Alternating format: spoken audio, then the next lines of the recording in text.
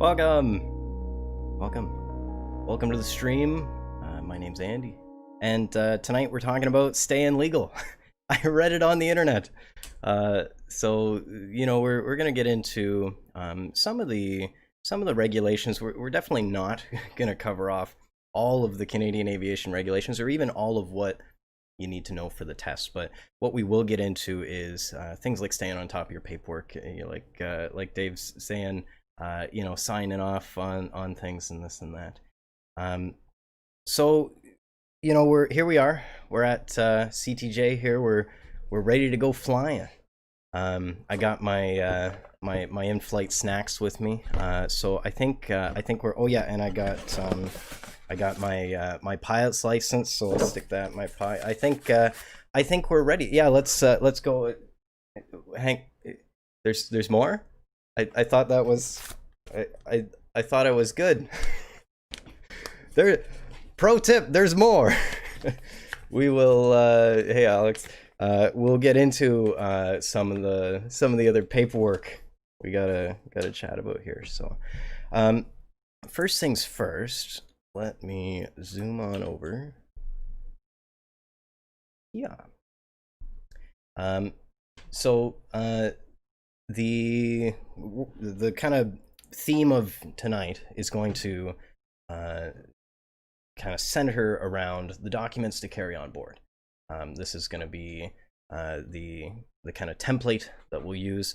We'll jump into the documents to carry on board and each of the items, and you know, go into more depth on it. We did mention, or I did quickly skim through Aerogilly and the documents to carry on board on the very first of this series of Groundschool review videos.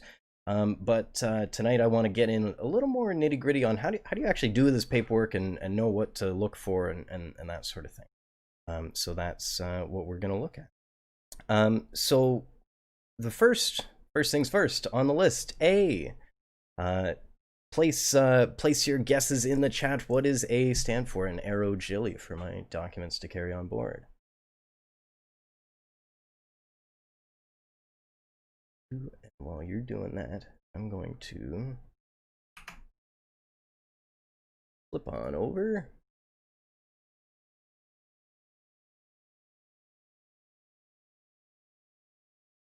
So the A stands for Certificate of Airworthiness. Quinn's got it there. And what I'm doing is I'm looking up basically what gives that Certificate of Airworthiness validity. So the Certificate of Airworthiness is literally, it's a piece of paper, and it should be in the airplane at all times. But the Certificate of Airworthiness doesn't always it's not always valid if, say, for example, I don't maintain my airplane.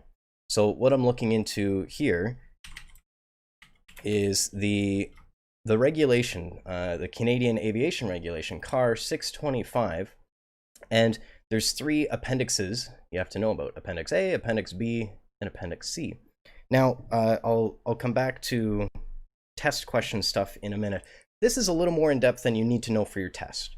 But it is kind of good stuff to be aware of, and you might be asked some of these items on your flight test, but for your written exam, probably don't need to know this. But Appendix A, as you can see here, I've just searched for CAR 625 Appendix A, and you can see Appendix A is elementary work. So this here is all the things that you as a pilot could do on an airplane. Now, you're only going to do it on an airplane that you have permission to do these things on.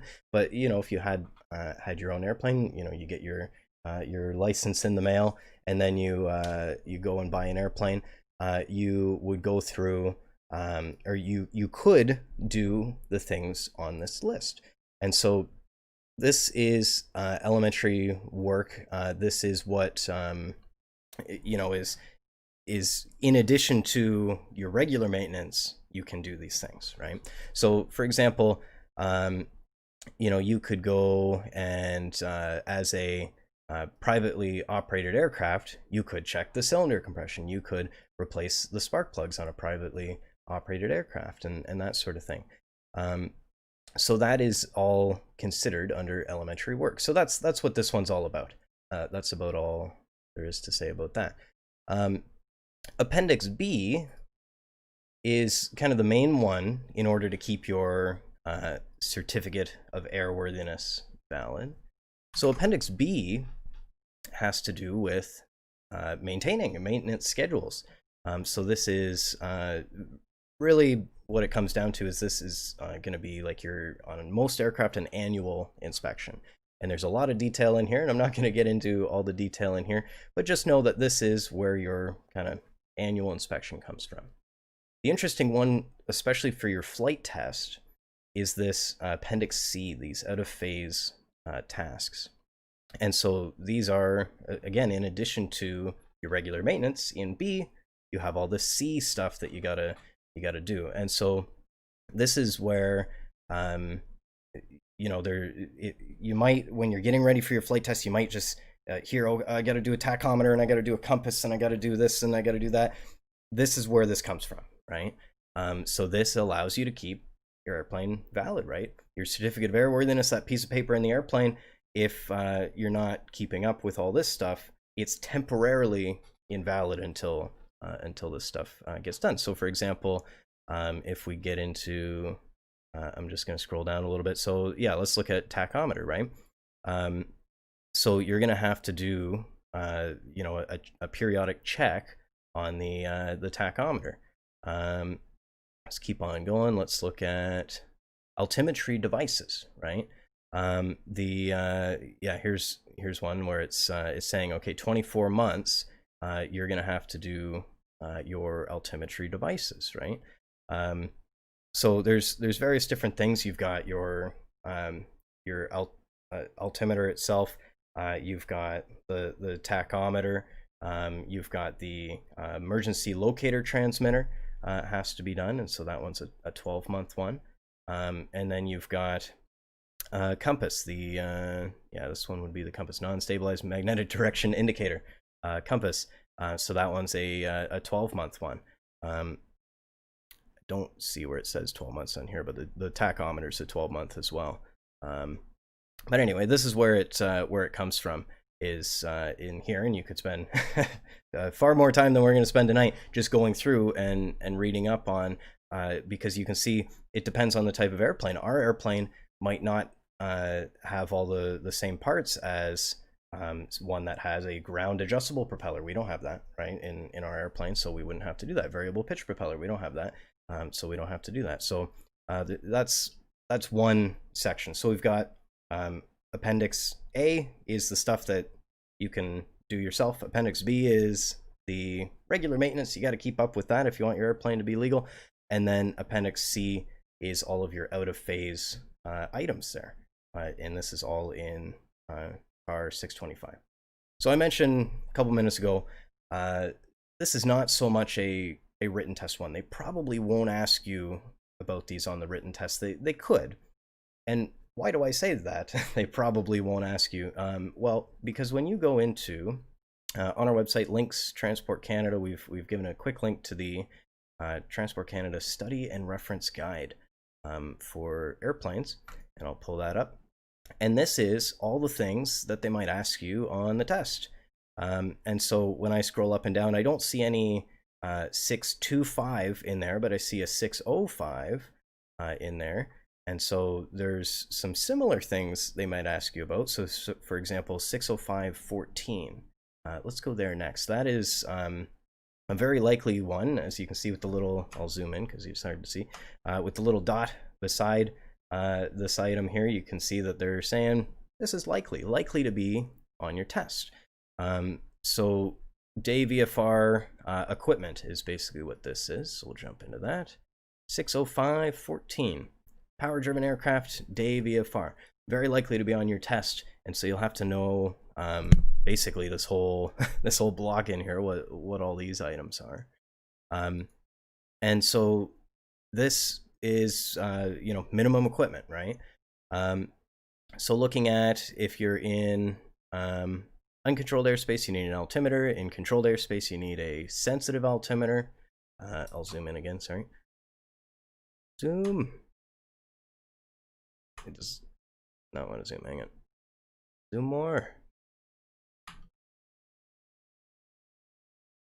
605, 17, 16, 15, 14. Okay. Whoa. Breaking it. There we go. 605.14. So the reason why this website is running so badly is because this is, you can see how tiny this little scrolly bar is over here. This is the entire text of all of the Canadian aviation regulations. There is another way to load it, which just does the section that you want, and I probably should have went that way. But I will push on. Oh my gosh. Okay, I will attempt to go back. There we go.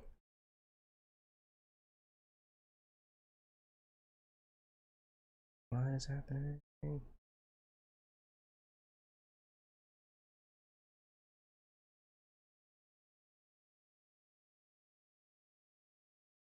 Okay, that's not agreeing with me. I will go back in.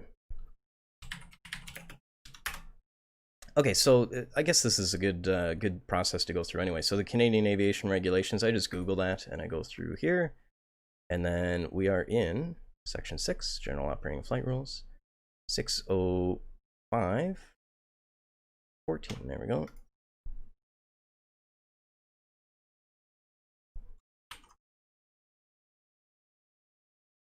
And it's loading. This one may have found it.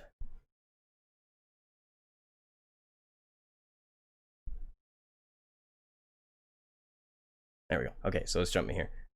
It's just gonna have to be tiny, I think. Okay, I have one more strategy. Stand by. What we're gonna do. This will be better.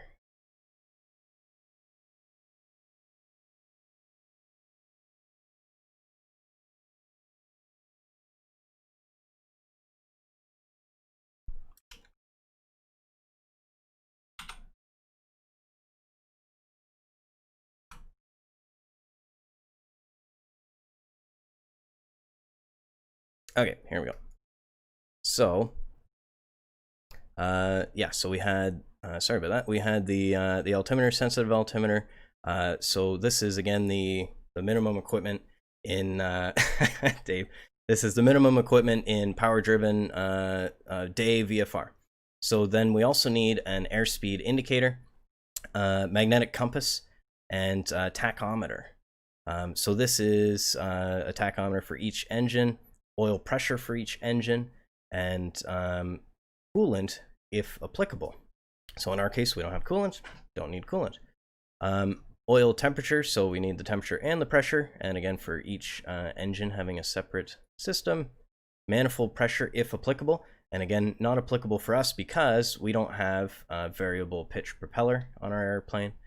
And yeah, so then means for flight crew when seated to observe the fuel quantity in each fuel tank, and then radio basically when required. So we had a we were talking about airspace the other week, and so in the cases that you need a radio, you need a radio. That's basically what this is saying. And then other than that, when we have a case where we need to be you know, when we need a transponder as well, it's going to be the same thing. We're going to have a transponder when that's required, of course.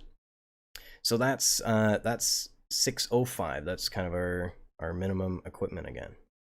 So this is more likely to be one that you'd be asked about on the test for sure. So in this area, let's go back to the study and reference guide again. So that was this reg here, this 605. You could be asked about the night or the VFR over the top equipment there as well. So let's just take a peek here. So basically, if you are over the top, you're also going, so interestingly enough, your altimeter for day VFR doesn't actually have to be controllable for barometric pressure unless you're in controlled airspace. In VFR over the top, it has to be all the time. It always has to be adjustable for barometric pressure. You need to be able to have de-icing on the airspeed indicator system, not required if you're not going to be going into the clouds. And then for VFR over the top, you'd also need in this case, it would be some kind of gyroscope heading indicator. So the typical would be a heading indicator for that. Attitude indicator as well, and that sort of thing. I think that's about it. Basically, you also need to be able to navigate VFR over the top.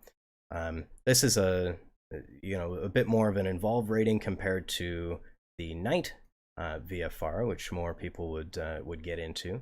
So again, same thing. You need the adjustable altimeter for that one. For night, you also need a turn and slip or turn coordinator. So that's one that people commonly think is required for day. It's not required for day, just for night.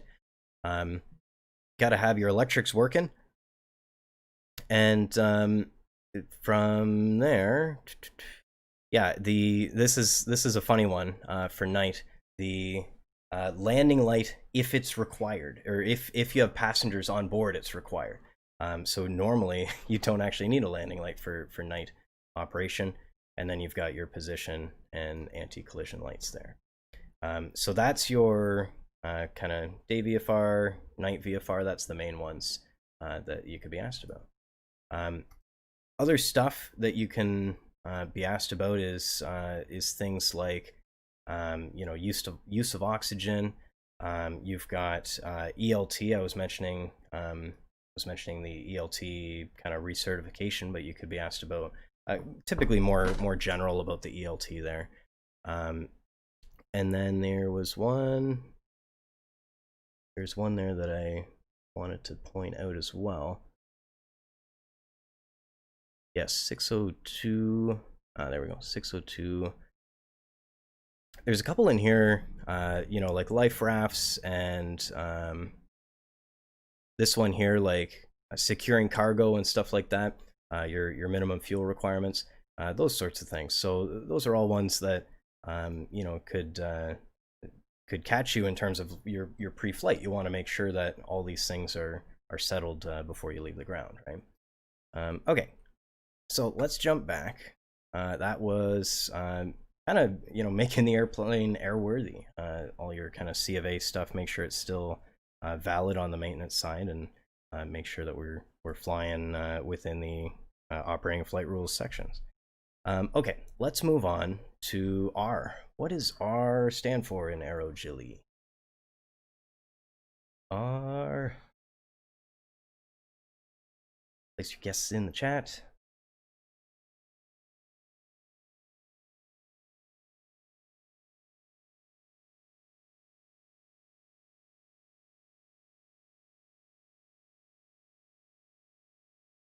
Little bit of a delay. Don't know if someone's going to answer, but R is certificate. There we go. There it comes. Certificate of registration. Lots of guys got it there. Okay, so C of R there. That one is pretty much. It's pretty similar to the C of A in terms of how it looks. It's a piece of paper. Got to have it on board the airplane.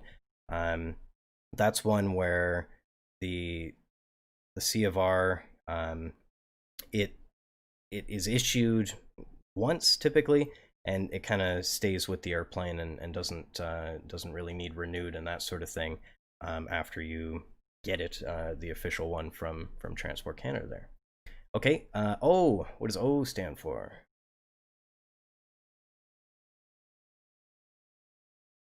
O. Probably going to come pouring in after the delay. O stands for Pilot Operating Handbook. And so the POH, tricky one for that when it comes down to your flight test is, yeah, Alex has got the key there. It's got to be the original one that came with the airplane. So that's pretty important. If it's not the original POH, it has to be basically certified that it is the same thing as the original POH. Okay, W, what's W stand for?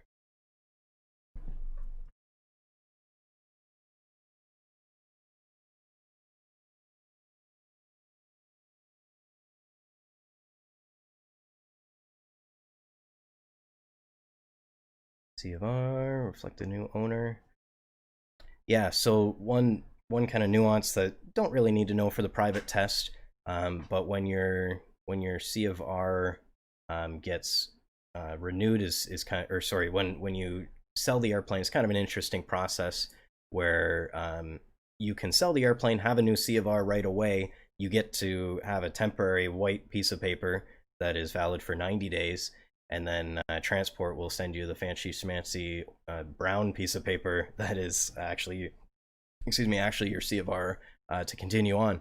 So the you can actually have a C of R that is just you and the previous owner signing it, and it's actually valid for 90 days. Yeah, so weight and balance, everyone's favorite, the weight and balance. Um, so yeah, exactly, the weight and balance. It's one where the the regulation, if if you were to look into it, is a little bit weird, and basically what it comes down to is you could be asked to show proof of weight and balance, and so you need to have that weight and balance because you're going to do a weight and balance report, which is not just the empty weight. So it's not good enough just to have the empty weight and balance. You also need to have your current present loading for the flight to be able to produce that if asked. So that's the weight and balance. What about J?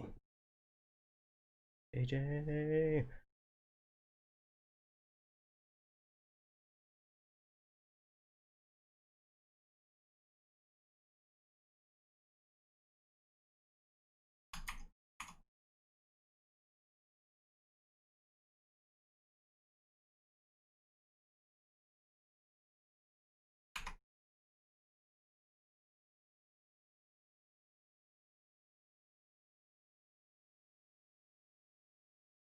My very beautiful J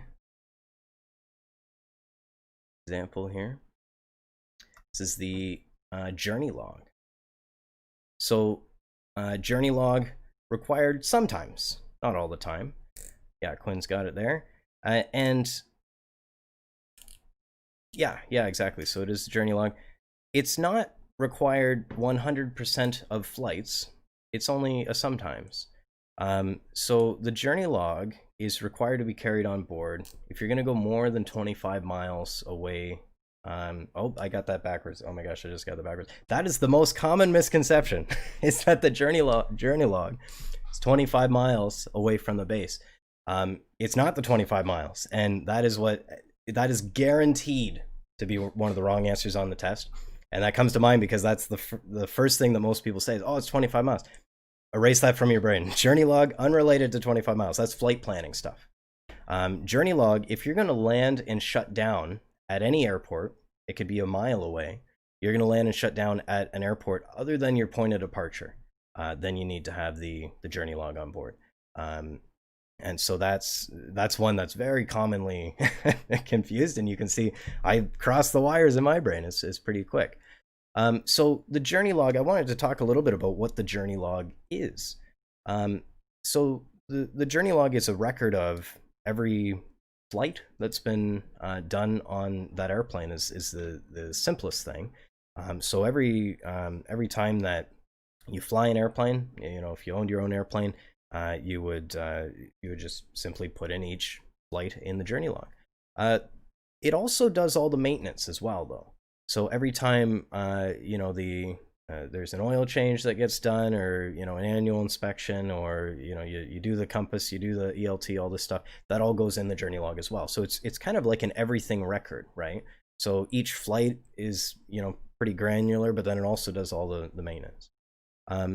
It's different than the tech logs. There's various different tech logs that kind of follow around different components of the airplane. You've got a tech log for the engine, and you've got a tech log for the airframe, tech log for the propeller, and a tech log for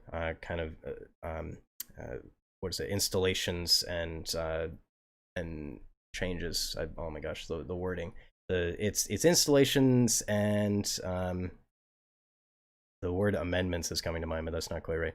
But it's basically changes to the airplane. So those different tech logs, there we go, installations and modifications. Dave's got it there. So those different tech logs are for various different purposes. I might take my propeller off my airplane and send it to someone else, and they could legally put it on their airplane. Well, if all the maintenance on that propeller was in my journey log, that's not very helpful to who I sell the airplane to. Differences as well is the tech log should never fly on board the airplane. The tech log should stay on the ground or in a different airplane when it's being flown, so that the if anything was to happen, you have a second copy of all the maintenance, so that it's not lost in a some kind of an accident. For us, we're going digital with a lot of this stuff pretty soon, which is kind of exciting as well. So for the journey logs, and really any logbooks, it could be the journey log, your personal logbook, it could be the tech logs. One thing I wanted to just mention is how to fill these things in. And so sometimes it might seem fairly self-explanatory when you go through and you go, okay, I'm gonna enter the date here, and then I'm gonna enter my my name, and then I'm gonna enter a time, and then the problem is if you make a mistake or you write something really illegible like I just did, that's where things start to get tricky when you're filling in the books. Sometimes what I'll see is maybe you're not just scribbling. Maybe you put in the flight time as 2.5, and then you go, oh wait a minute, no, that was the air time. Actually, the flight time was 3 hours. Don't ever do this. Sometimes I'll see, oh, I'll just scratch that out, and then I'll put 3 hours over here. That's bad. That's a no-no. This isn't specific to aviation, but this is just kind of any document that is a record like this. We can't scratch out and hide what's underneath. So that's just one to be careful on. If I make a mistake, that's fine. I'll own that I made that mistake. I'm gonna in this case, I would say I don't even really have room with my big fingers here to draw. I don't have room to fit 3 hours up above legibly. That's the key. You got to be able to read the log. So I'm actually just going to take my pen, and I'm just going to do a straight line through the whole thing, and then I'm going to start again, and start from scratch, and then take my time and make sure the date's actually right. It's the 26th, and make sure that that everything is very legible. This is not very legible, but you can see how that might go. And then do my correction that way. So even with this, if this was actually a log, I can't really tell that that's a 2. I might even in this case, I think I can sneak it in. I'm gonna do another little fix here. I think I can sneak it in June. I'm gonna do it real slow and careful. 26. Here we go. Now I've made a change. I made a change to a record. How does someone coming along know that I made that change? Well, what I should do is when I make a change like that, I should also initial to show a change has been made and it was an approved change. In this case, I can't really fit an initial over here on the left side, so I would maybe put my initial over here, and then someone knows, okay, that was my change. I made that change there, right? So that's just kind of the record keeping side of things. And like Dave was saying at the beginning, everything's got to be signed. Everything, you got to really be careful about the paperwork to stay legal. Okay, we'll go back. That's journey log stuff. What about I? What does I stand for?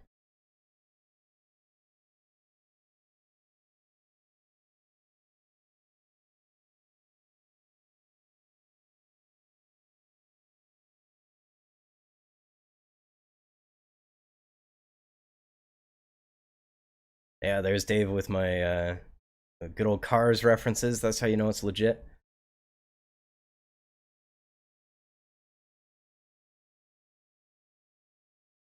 Alex has got it there. So we had C of A, Certificate of Airworthiness, C of R, Certificate of Registration, C of I, Certificate of Insurance. So you don't need the full, sometimes people have the the full insurance policy. It might be a big book. You don't need the big full policy with you. You just need the little slip. Just like in a car, you just got to have the little slip with you. And I actually, one thing I'm not too sure on is in Ontario for the vehicle, you could do a digital. My understanding is it still has to be the paper right now for the aviation stuff. I don't think you can do a digital insurance slip, but I'm interested to know if they're going to update that at some point. Okay, and then L. What does L stand for?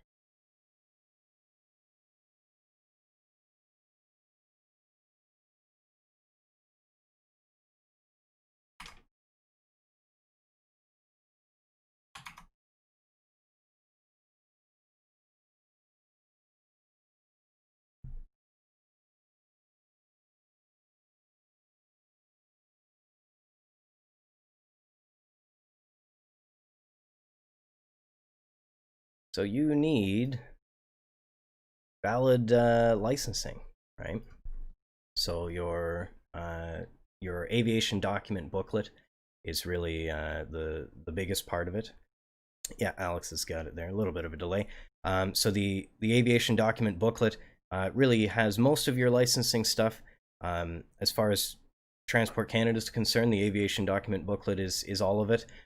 But then you also have the radio license. Don't forget about the radio licenses separate from Industry Canada. So all that licensing stuff inside your aviation document booklet, you're going to have your medical and you're going to have your licenses or permits as needed. So that's all got to be with you. It's also got to be valid, right? So the expiry dates all have to be valid, of course, for the licenses or ratings or permits that you're using. If there's an expiry date, for example, you might have an instrument rating. Your instrument rating expires. Well, you can't fly it beyond that. You might have a multi-engine. Well, no, the multi-engine doesn't expire, but anything like that, you got to check and make sure there isn't an expiry date on whatever license or rating that you're going to have in there. But Dave was alluding in the chat at the beginning, everybody's worried about your licensing expiring. Your license doesn't expire. So the private pilot license, the recreational pilot permit, those don't expire. You have that for life. Your medical will expire, and so that's one to keep checking back in for. Is my medical still valid? And then other than that, that's what the rest of this document's about.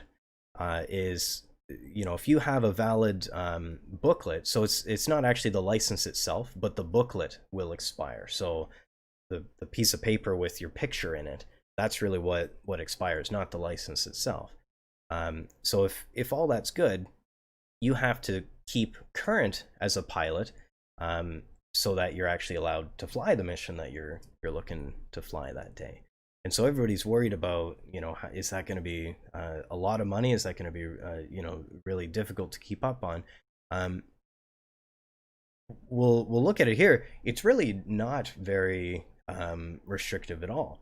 I'm going to start actually all the way down here at the bottom on the 5-year part. So it says every 5 years, you must fly as pilot in command at least once in the category of aircraft in which you're licensed.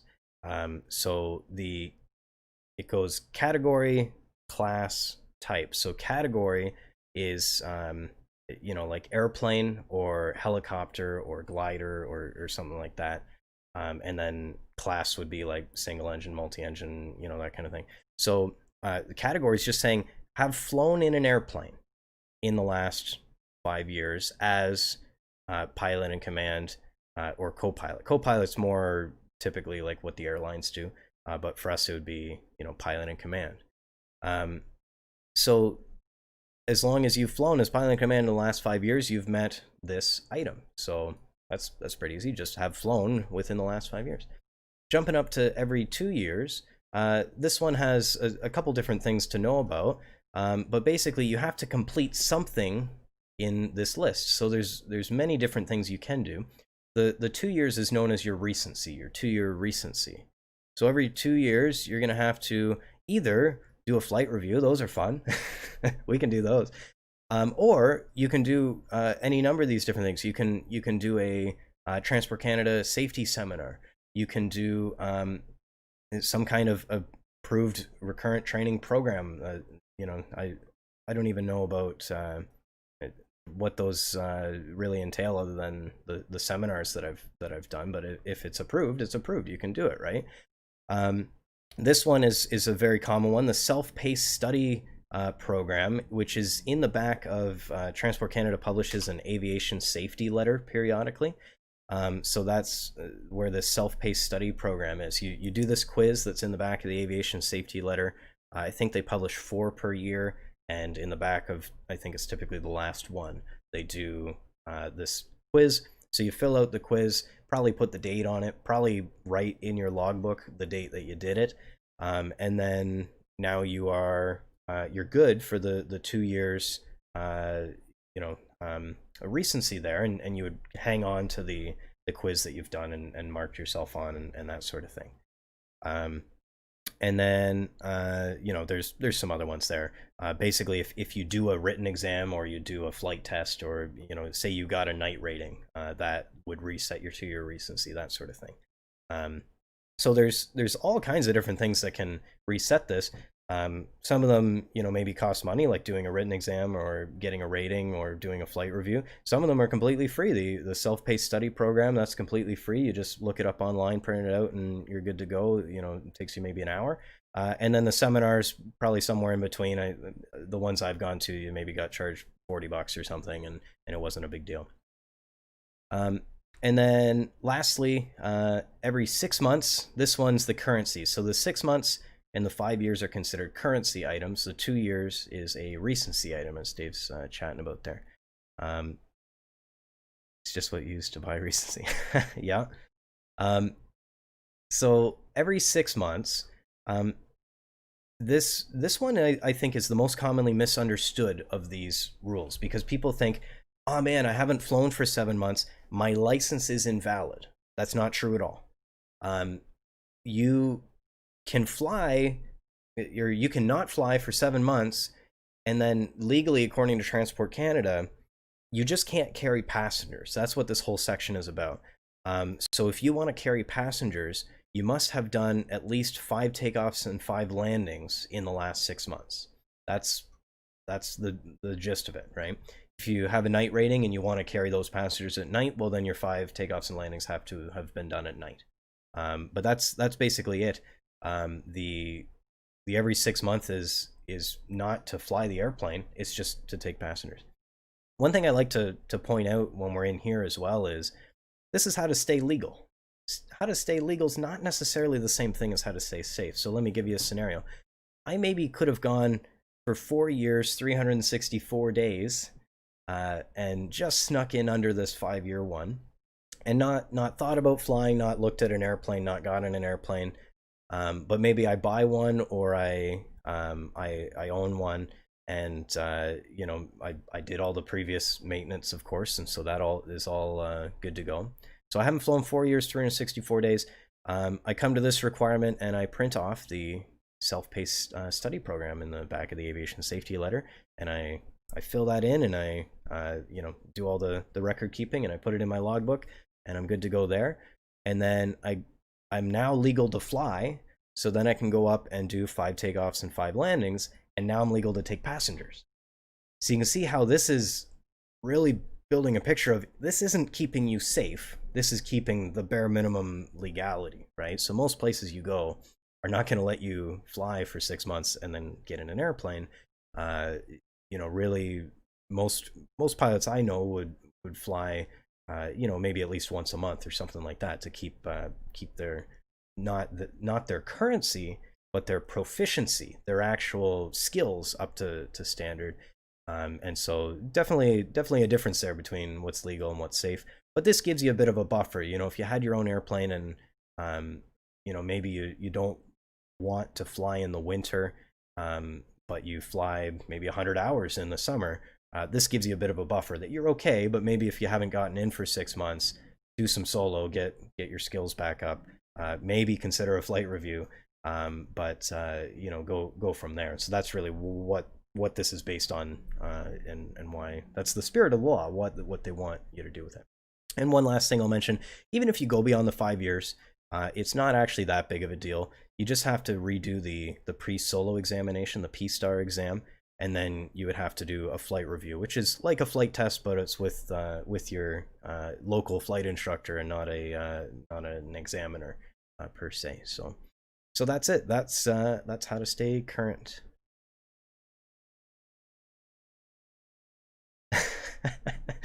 Michelle's got the shots fired at Pakistan up there.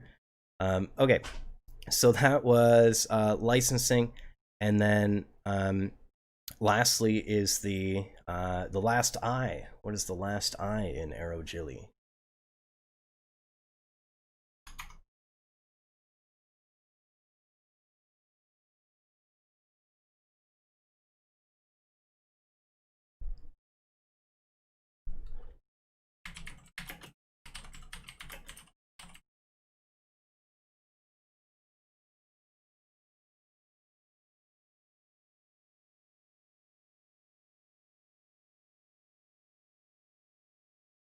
Insurance. Not insurance. We already covered insurance. There's one more I. This I is insurance against bad things. Dave's got it. Missiles and guns. So last one, I just don't. I didn't pull it up here, but it's in the easiest way to comply with the last I is have a Canada flight supplement with you. And what the last I is about is intercept orders. So the last I is you get intercepted by you got an F-18 on each wing, and what it says is that you need to be able to comply with their instructions, right? So that's what the intercept orders is about. Like I say, having the Canada Flight Supplement on board, now you can comply with the intercept orders because you can quickly flip through the book and figure it out. And the regulation just says that you need to be able to comply with it. So you won't find a regulation that says you have to have the piece of paper on board. So if you had it committed to memory, you could go that way, but you don't. You just need to be able to comply with it. So having it accessible on board is all you need. Yeah, so that's about it for the documents here, and kind of keeping track of your paperwork and dotting your I's and crossing your T's there. Yeah, that's you can see how sometimes just with the like with the journey log stuff, sometimes it's just taking time to look at it.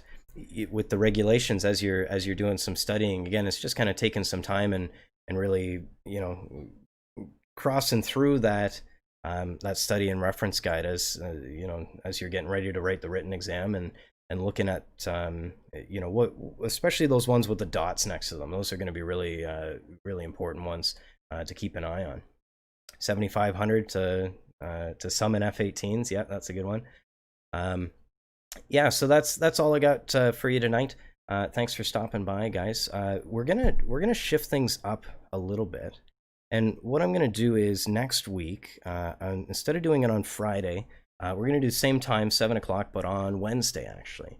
And the plan there, we're gonna start looking at some cross country stuff. We're not gonna cover everything there is to know about a cross country, but we're just gonna put together a cross country nav plan. And so what I want to do is we'll get together at 7 o'clock and we'll chat about it. And we're departing at 9 on our flight. We're going to depart from Owen Sound Airport, CYOS, and then we're going to head down to Kitchener, CYKF, and that's our flight. And so if you got some extra time before the stream, start taking a look at the weather, see what's kind of going on there. Get an idea, well, where might we fly? What might we use as a set heading point, and that kind of thing. Wednesday, we're gonna talk about all that, and we're gonna do it on a paper nav log. We're gonna fill in all the boxes, and measuring on a paper map even, and then we'll transition to the iPad and see how how the iPad kind of alleviates a little bit of stress when you're doing some of the planning. Yeah, so we will depart 9 p.m. local time on Wednesday, and so that should give us about 2 hours to plan. And we'll see if we have to push back the departure time at all. But we should be able to do it in 2 hours and get a pretty decent plan going there. So that's the plan. We're gonna get into some of the navigation stuff. Night flight. Yes, yes. You have to check into um, if we're carrying passengers. Better have your 5 takeoffs and landings ready to go. And yeah, cool. All right, thanks for stopping by, guys, and hanging out. And we'll see you next week, Wednesday. And yeah, to take a look, like I say, at the weather beforehand, and we'll go from there. All right, thanks, guys.